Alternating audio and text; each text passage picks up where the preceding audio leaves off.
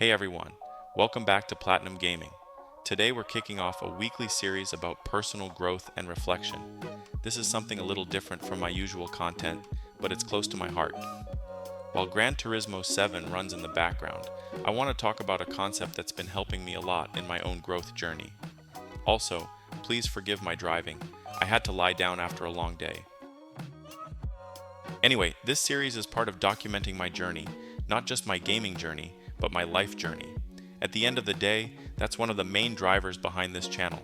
I'm also sharing this with the hope that anyone going through similar challenges might find something useful here. If you enjoy this mix of gaming with insights into mental health and self-improvement, don't forget to subscribe and join me on this journey. So, let's get started. Now, I'm by no means an expert, and this is something I'm still learning. Today's topic is just as I understand it and how I'm applying it to my own life.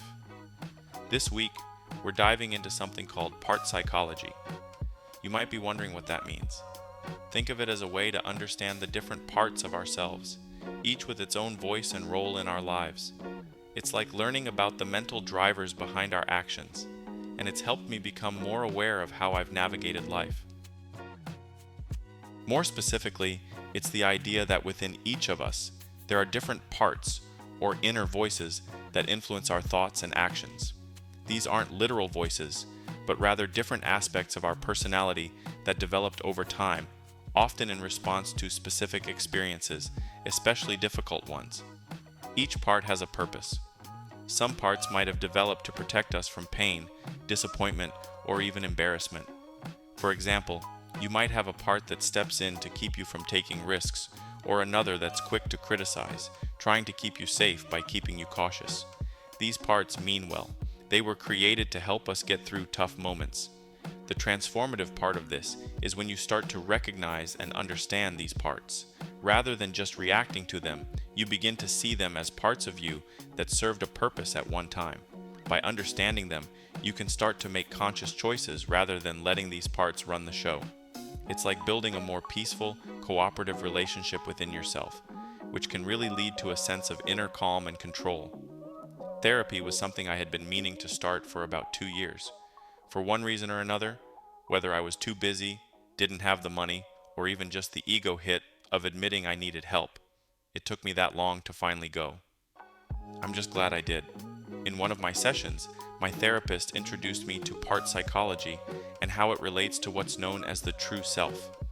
The idea is that our true self is inherently whole and resilient. But when we go through life's toughest moments, different parts are created to protect us, and sometimes these parts end up taking over.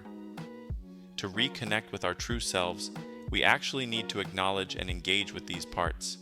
It's like having a conversation with them, recognizing them, thanking them for their role, and gently asking them to step back. Some people use the analogy of a bus, where you ask these parts to sit at the back, allowing your true self to take the wheel again.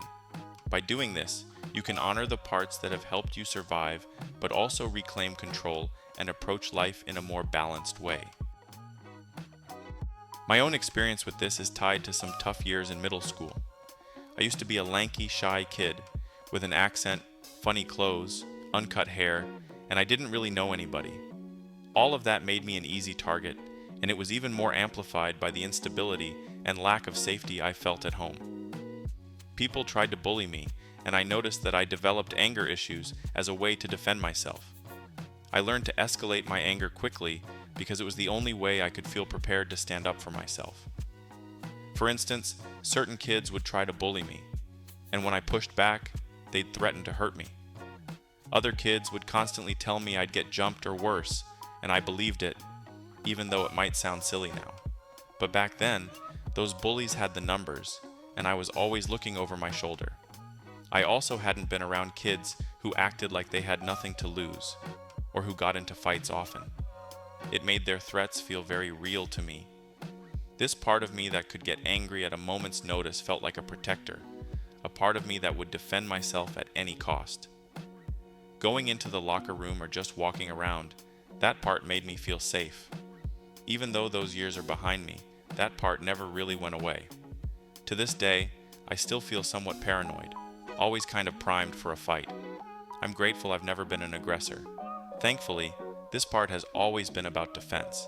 Being the lanky kid made me feel physically weak, creating a need to be ready to fight twice as hard to compensate. But now, as a bigger adult, I've come to realize that this part is no longer needed. For my own well-being, I've realized I need to thank that part for making me feel me safe back then and gently let it step back. I am safe now, and I'm working on handling challenges in new ways that don't rely on anger or stress. Working through this part of myself has made a huge difference in my mental health and personal growth. One of the ways I've dealt with it is by focusing on building my physical self.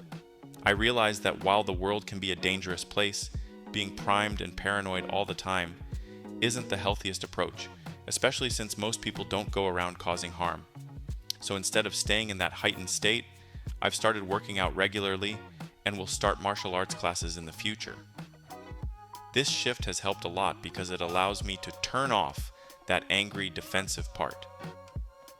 I can face the world with calm, collected confidence instead of constant readiness for a fight. Developing physical strength and training gives me peace of mind.